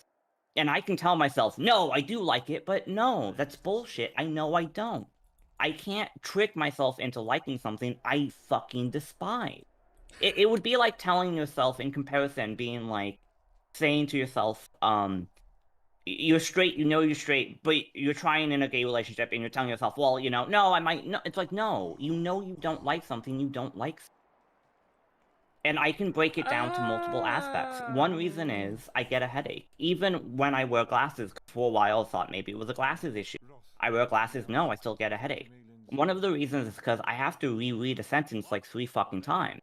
Why don't you do audiobooks? To really then? make sure I'm understanding it. And I find it very time consuming. I find it very frustrating. You hear me? And sometimes, what's up? I said, why don't you try audiobooks? I do. That's good. And I think that's another aspect is unfortunately it simply takes time. And there is a kind of impatience to me where I'm like, how the fuck can I get this information quicker? But unfortunately, it takes time for my brain to process what I'm reading or what I'm hearing. And you know, that's for everyone, but I'm like, you know, there is so much information. It takes so fucking long. I kind of sit down, I'm like, I need to literally put time aside to do this. And that takes so much of that time. Okay. So one aspect is it's a time issue. It's like a personal frustration. Mm. Another aspect is one, it comes down to my level of understanding. It takes me a while to understand things. I generally best learn when I'm able to physically touch and experience. I'm a very kinesthetic learner. I'm not very visual and I'm not very audio. I will inspect something visually because I have to, but again, back to that story when I was 2, it wasn't just me looking at it, it was me touching it, me inspecting it. I can't really do that with books. I love to learn when I can just go by trial and error, fuck it up, and learn it on my own. Where I don't mind sitting down and reading things, but there's so much to sit down and read that, again, I'll go through it, and half that information will just fade out, even if I write it down. And that information just fades away because there's so much. And I learn best by experience. Okay, I'm talking a little bit much, because I can kind of feel my thumbs like... So, back to Kim. Kim's input on psychedelics. Probably don't take any. And yes, no Mary Jane for you. It's like, yep, I know. No, I was actually talking, like, yeah. So psychedelics. Kind of agree on the recreational use, like what is the purpose of it, and the shortcut of kind of feeling that happiness or whatnot that those kind of drugs can produce. Versus reading it because of a medical necessity. Like, what I have seen, ketamine being used in inpatient setting, but these are for patients who are like literally on hospice care. So, So, like, what the hell do they have to lose? I think I need to turn you up. Sorry, Cam. It's kind of hard to hear you. oh, well, I had to turn my mic down. Okay. And plus, I was kind of far. Because I can't turn the game down anymore because it's already I pretty can low. turn my mic up. Hold on. Okay. Because Richard's loud as hell, which is great. Is this better? Yep. Yeah, let me just turn you down. Okay. I could turn my thing down. Okay, I think that's better. Hello. Hello. Hey. Hello. Okay. Yeah, it's kind of like the one end purpose of why you want to use it in the first place. Like, I'm not gonna, again, judge what you use it for, why you use it. People have their own decisions of doing what they do, even if it's beneficial or harmful. Yeah. But you know, we could always make the what's it? Debate of you shouldn't do it, but it. I mean, and then there's also, you know, medical research and things that are kind of going along the lines of it being, you know, be sure it's under guidelines and it's safe for meds for a purpose, especially for, like, again, I see it in a patient hospice setting. You know, so there, because you see these people like in so much distress and anxiety that like there's nothing they're taking, what we ordinarily would give is touching them. So it kind of resorts to like using ketamine, and ketamine is usually kind of the last resort thing. But I see it work well, and I also seen it not work well. Not working well. Like, I just saw this lady's like eyes just kind of like bulging and saying, "I don't like this feeling," and I was like, "Okay, I'll hospice nurse. Yeah. People's bodies are gonna react differently. Yeah. Oh yeah. So it's kind of like, okay, we're trying to resort to other means or increase certain other meds, but. I mean, but I think that's another big thing too, is we need to teach people to learn about their body as well. Right. Because everyone's body's different. You know, I could write a book about everything, the way my body reacts and everything, but I hardly doubt it's gonna apply to everyone. You know, like most people, like Right. they're gonna need to eat different things. They're gonna need to have, you know, different ways of exercising probably, and all types of stuff. And Yeah, it goes like- back to how you are genetically built and just your chemical composition of how you're gonna do things. Yeah. So, yeah, it goes back to you are the best person to tell how things are gonna be. Like, you could only do things the way you know you could do right? But it's only if you have the understanding of what's right and wrong and what's good and bad for you too. And yeah. Um, Figure out what your values are and all that stuff too. Your exactly. morals. Exactly. And then that kind of also encompasses about somebody's like emotional intelligence. Because like you could tell a person like, you know, what's right and good and bad, but it would be up to them to understand like, yeah, it is good or bad or right or wrong, and kind of take into account of what you're trying to educate and recommend is really best for their, you know, what you feel is best for them. But it will be up to them to make that decision, like, okay, I'm gonna take your advice versus not wanting to. So it's kind of, and who that advice is coming from as well. Yeah. Because, you know, you can read a lot of things on Google. Yeah, what's wrong. the pothead on the corner is not a great person to talk to about that. Like, I never done drugs, so I wouldn't understand, you know, the mental state of how I will be if I ever took in those things. But it's because I feel like you would be really giggly. maybe, but like, you know, there's other side of me that like I kind of learned how to suppress because I know how to deal with my feelings. Like there's times, there will be times of, you know, everybody has a sort of depression. Some people to be a little bit managed a little bit more than others. I think everybody has a side of depression, but it's just how you deal with it. So It also depends, like, who are you around, where is it happening, there's so many factors. Right. So like the way I will deal with, not feeling well mentally, emotionally is This gonna girl. be different than again like how my oldest daughter will deal with things because she's actually diagnosed with major depressive disorder. So I have to kind of learn about how I need to talk to her or the way I need to confront her about things.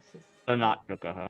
Yeah, instead of triggering her, because there's a lot of things that trigger her. She has kind of learned over the years of how to cope with it, but that also takes time too. And then again, it comes with emotional intelligence to understand to kind of only things to kick in to how to cope with themselves. Because like when she was diagnosed, she was like 15, 16 years old. Mhm. So now she's 19. She has kind of matured and grown where she's at the point where she's able to cope with herself versus I needed to help cope her, and then she also had to take medication. She needed extra therapy. She had to admit herself in the hospital. So it's kind of like, again, where are you in your life and learning about how to. So Yeah, and having that support too, like people to be like, hey, you know what? I don't necessarily understand what is going on with you, but I'm open to, take the time. Right. Having family to do that, friends, general Right, people yeah. would be nice, but you don't always get that as well. But Yeah, I mean, there's your therapists, there's support groups. Um, like I will always lean towards those hospital facilitated support groups because they're actual licensed therapists who kind Yeah. of lead versus you know Also, group therapy, you see that you're not alone. yeah, yeah, but again it should be ran by a licensed Mhm. therapist versus themselves. Then they're just gonna just feed off themselves, and then they might be in a worse place than they were already at in the first place. So it's just going to somebody with a positive support group versus a negative kind of connotation, like mindset of feeding off each other and being in a worse state too. Mhm. So yeah, like it's about surrounding the people who are gonna be there to support you and guide you and help you versus bring you into a mindset that might be worse Mhm. and put you in a more depressive state to a point where you're gonna need, medical necessity treatment to get you out of it. Um, well, that got into a tangent. oh my god, this girl keeps um, blowing me up. Oh. yeah. Oh, we're getting your ass kicked.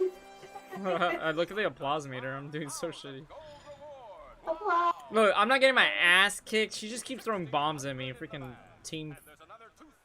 What do they call it? Oh, Friendly so- fire. She just wants to kill me.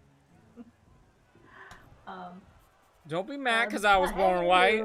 Yeah, I would say it would depend on the situation and the reason why, like, people use things for.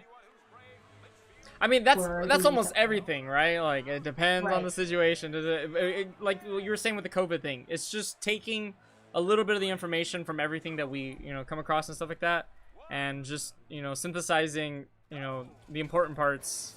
Oh, what am I fighting now? Oh, I'm dead. And then just using that to maybe see a pattern next time. It's not gonna be the same situation again, Right. but it'll help you process it next time. So like, you dealt with somebody who had autism, and you're more open to that and everything now. I remember before I knew nothing about that, and when I was I started learning more about it, I was like, wow, there's a lot of people that have this, and Oh, yeah. these people are awesome. Like, that was something too. I was just like, They tend to be really nice. yeah.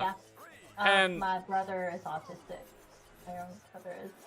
But like you have that, and then you come across another, something else, another, different way the brain works, and it's even easier for you to just be like, oh yeah, of course, yeah, bring more. Like, I'm more open to that because you understand it, and that's what I'm saying. Like, it's not gonna be the same situation, but you can get those little like moments where you're more open to it. Right. And it goes back to saying about just being open-minded about things. Again, you don't have to agree, but understanding their perception or their view about things. Yeah. Because to them, it's right. although to you it might be wrong, but there is a reason why they think it's right. Yeah. So And if it's something really terrible, and I use this example every time, like Hitler killing all those people, it doesn't mean you can't sit down and you can't like try to understand still, you know. right. Because you want to avoid that. You don't want to have another Hitler situation. So how can we avoid that? You know, just like COVID. You don't want to have another We're COVID trying to situation. avoid that? Oh. I thought we wanted another one. It depends on who you ask.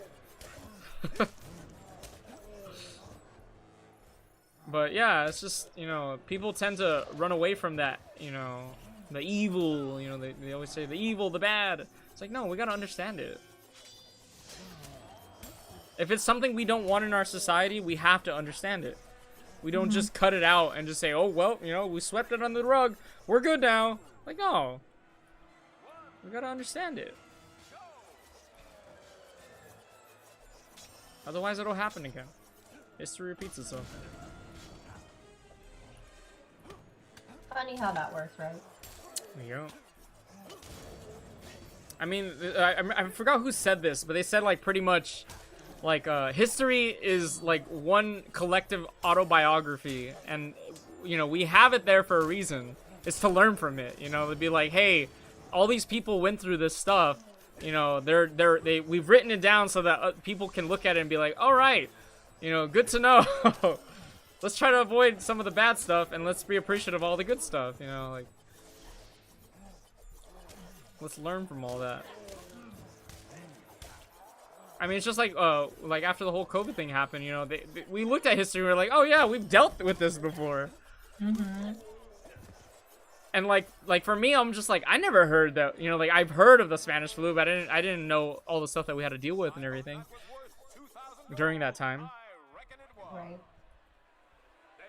It didn't even come from Spain. Spain was the only one willing to talk about it. Yeah, it's crazy. But they said that like, history is a collective autobiography, you know, while, you know, autobiographies in general are just the individual ones. But we have to see them as kind of the similar things. Huge autobiography with a lot of chapters. Yeah. Chapters and sub-chapters. Let's have a big hand for the bandits of the Black Hand Gang. The only problem is that it's not necessarily an autobiography because, you know, it's written by a bunch of different people some people that weren't even there. Yeah. So you also got to be careful with that as well. But again, I mean, at the end of the day, it's just taking the information that you can synthesize out of it, you know. It's not necessarily taking it at face value, but it's what do they call it? It's putting it against your own values, your own morals, all the data that you've already have in yourself, and synthesizing something, you know. Why am I like? I'm trying to think of the word, but synthesize something that's relative in a sense, I guess. Because sometimes you could read something. Yeah. You could. Oh, go ahead. Go ahead. Sorry. No. I was just gonna say, like, you could read something and like not get anything out of it because none of that applies to your life, or you know, like nothing pops out to you. Because there have been times where I read something and it didn't mean anything to me, or like say I watched a movie as a kid, didn't mean anything to me. Watch it again as an adult, I'm like, holy crap! Like I did not notice any of this information before, and now it's blowing my freaking mind. You know, like you have to consider that as well. They could be important information, but you're just not processing it at the time. You just need another perspective. And that kind of goes along the lines of like where you're in your life. Yeah. And like maturity. And Yeah, being... that too, yeah. Taste my lightning, fuckers! Oh, it doesn't do any damage. But you were gonna say, sorry. Oh, like, how you were talking about how, like, history is kind of a large audio biography, and and kind of trying to learn the lessons of it, and it also depends on the people who write on it. I think as long as you're writing it from a objective point of view versus subjective, Yeah, because that's like true. objective is this is what happened. Here's the evidence and data to prove it. Versus subjective is like I think, I feel, I believe that's really coming from that person's view or perception of it.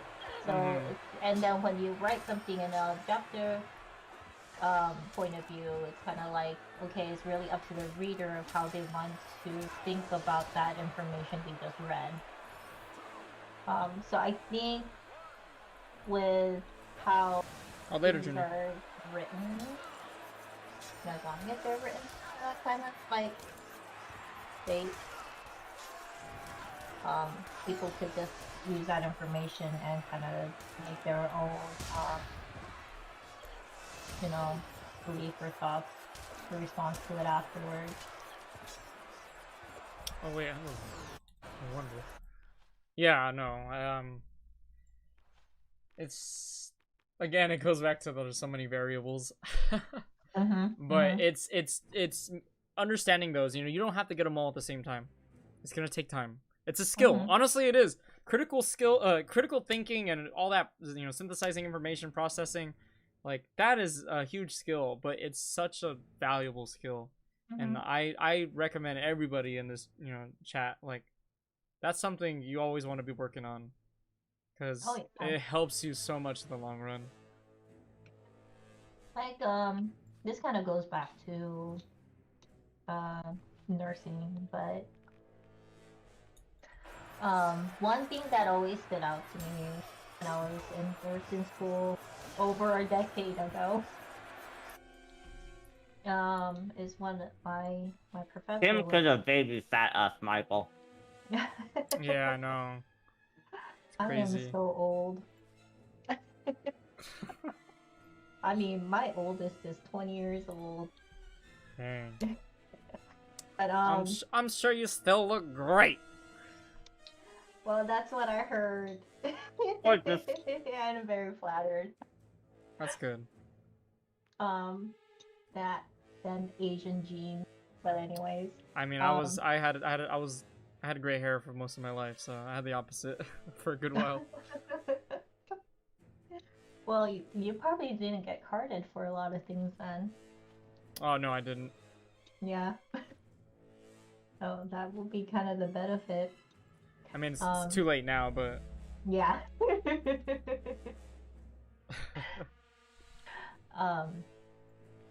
who is my guest? This is well, I have Richard today and Miss Kim. Oh, not that Miss Kim. I know some people know there's another Miss Kim, but Kim and yeah, they're both some good friends that I play World of Warcraft with. Yeah. Continue, Kim. Sorry, somebody had a question. Oh, it's okay. No, one thing that always like kind of stood out to me about developing your critical thinking skills is that she always emphasized that the way she said it was so funny. She said that monkeys could pass out meds, but monkeys can't save lives. Meaning, like, like start a task oriented, let's say she's doing a dressing change. Yeah. Passing out meds because the doctor said so, drawing blood. Those are little, skills of the trade, but another skill of the trade is critical thinking, looking at the picture. Yeah. There's so many situations that, nurses will see doctors do some really questionable things. They don't question them at all because they're, either afraid or it's just like, well, it's not my, not... Yeah, because they said so. Yeah, and that's, no, it shouldn't be like that. No leader... No leader That was in the storybook you gave me. In the what? Kim gave me a book to read and actually brought up a scenario like that. Boy, you said you don't read. I will read if someone hands me a book and says, Okay, "You you're should just read making it." excuses now. Shut up. No, but it was in Kim's critical thinking book. Was it critical thinking or star? I can't remember the title of it. It's either crucial conversations or crucial accountability. That book? Yeah. So crucial accountability or crucial conversation is kind of helping leaders having that difficult talk, depending on the situation, like saying, like This game's what's louder. wrong or you're doing something wrong. How do you approach the person and being politically correct? I'm telling them like they're not doing well or they're not doing things the right way, you know. And it's kind of Yeah. telling you steps of how to kind of develop your story, how to approach the person, how to have the conversation, and then follow up. So And critical, thinking about that is, well, critical. But it's the whole thing about developing your story and how to present and having that conversation and at the same time not sounding like an ass. Yeah. Yeah. We have a question for you, Kim. And I know you kind of technically answered this before, but if you want to give another answer. Did you nurse COVID patients? If so, how was that? So my position, so my quote unquote title is a clinical lead nurse. So I'm a little bit above a staff nurse who will take care of COVID patients, but I'll be kind of still on the unit supervising the whole entire unit. So I will help with admission and discharges. I'll assign nurses to patients and I'll help cover breaks. And then if there is any type of situation, let's say a patient is deteriorating or customer service issues, that's something I'll have to deal with. And then also make the assignment for the oncoming unit of staff. So during that time, I wasn't assigned to a specific COVID patient, but I did have to supervise the COVID unit. And it was like multiple times, and it was kind of scary. But at the same time, we kind of learned about how to, wearing the PPEs, having the face shield, wearing the N95 masks, and so wearing the N95 mask with a regular disposable mask and having, this face covering, and then wearing your PPEs, and then wearing shoe boots, gloves, and then also they had extra pair of scrubs that you could change in and out of. So they were hospital issued scrubs. So you go in, you change it to those scrubs, and then you change back out. You have the option to shower if you wanted to, but we never showered. We just sanitized ourselves really well and sanitized our badges and everything before we left. But it was kind of scary. But again, it's kind of going into the mindset of why am I doing this and why am I in this profession? And the reason of taking care of patients, taking care of people, taking care of your community. Doesn't matter what their background is, why they came in, and what their beliefs are. The purpose of you taking care of them is because they need of your care. So yeah, it was a little bit scary, especially since I have little ones at home.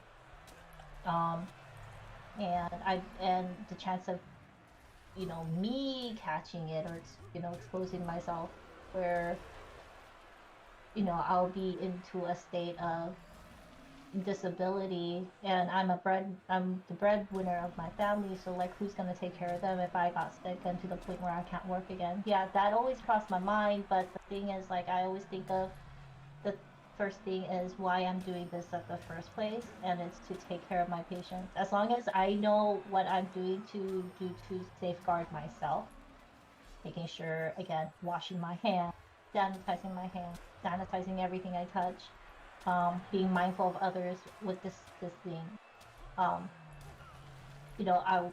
I'm willing to go in. Like some of the nurses when I went in because like the call light went out, they're like, "Why are you going in there?" I was like, "Cause the call light went off and they need help going to the bathroom." They're like, "No, you go back to your desk," and I was like, "I'm here to help you guys. I'm here to support you too."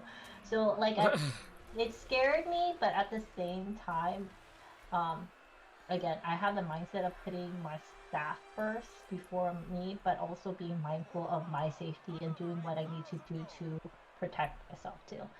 So, um, scary, but it's kind of again, I guess if you ask a military person of like, and going into war, like why you a military person in the first is to protect our country, to protect our rights, protect our freedom. But if you're gonna like again, that it's not the same scenario, but it's kind of like I want to do this because this is what I want to do, and that's kind of like the I guess the theme I wanted to kind of bring up. This is what I this is my calling, and I'm glad I went into this professions. And yeah, I'm going back to school to further my education and go into the world of informatics, but um yeah, like it's definitely an experience that we'll never forget. um, but at the same time, like if if I was put into the situation where I have to do it again, I will. If it happened. If it didn't happen, that's great.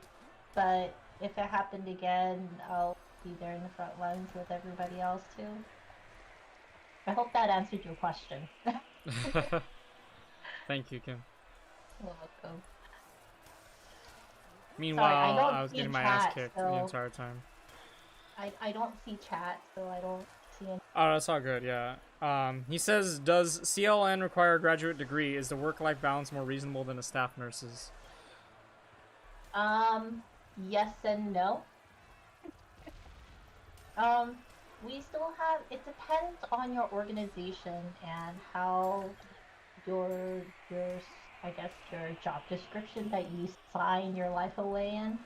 Um, but in my profession, I feel like I have the best of both worlds, where I could still be a bedside nurse, but at the same time, I have the exposure of administration versus like things that kind of goes behind closed doors of how organizations function, work to, stay afloat. Um, like looking at different aspects, looking at different quality measures, and you more have a vocal saying of what you can do and how your staff could perform to make sure that you hit these, quote unquote national quality measures or safety goals. Um, so uh, again, it depends on your organization and the position you're placed in and what your responsibilities is. But my job is the still 12 hours shifts, 3 days a week. I get I have to work 2 shifts on the floor and 1 shift admin time where I'm able to do paperwork, HR follow up, um, a lot of audits. um, and then other little fun things you could do, especially like we always look at nurse satisfaction, nurse reward recognition. Like, okay, what would you do to support your staff? And like if you present or if we present some kind of idea to our boss and she's like, okay, let's go ahead and do it, then I have my admin kind of work on it and then kind of um, work on it and then also initiate it. So um, because of childcare, again, my boss is really good about like I could split my admin time 6 hours one day, 6 hour another day, but I do have to still meet my requirement of 2 days on the floor. If there's other reasons why I have to be pulled out, then I can be, but it's only if the staffing permits and the needs of the hospital. If I need to be pulled out of admin because I need to be on the floor because of COVID surge, and that's what happened. Like we had absolutely no admin time from beginning of November. I have all the way he has to an answer, about- by the way, whenever you want me to. Okay, all the way to March. So yes, you do have more say of what with workflow, but at the same time, we're the last people to get vacation. That's yeah.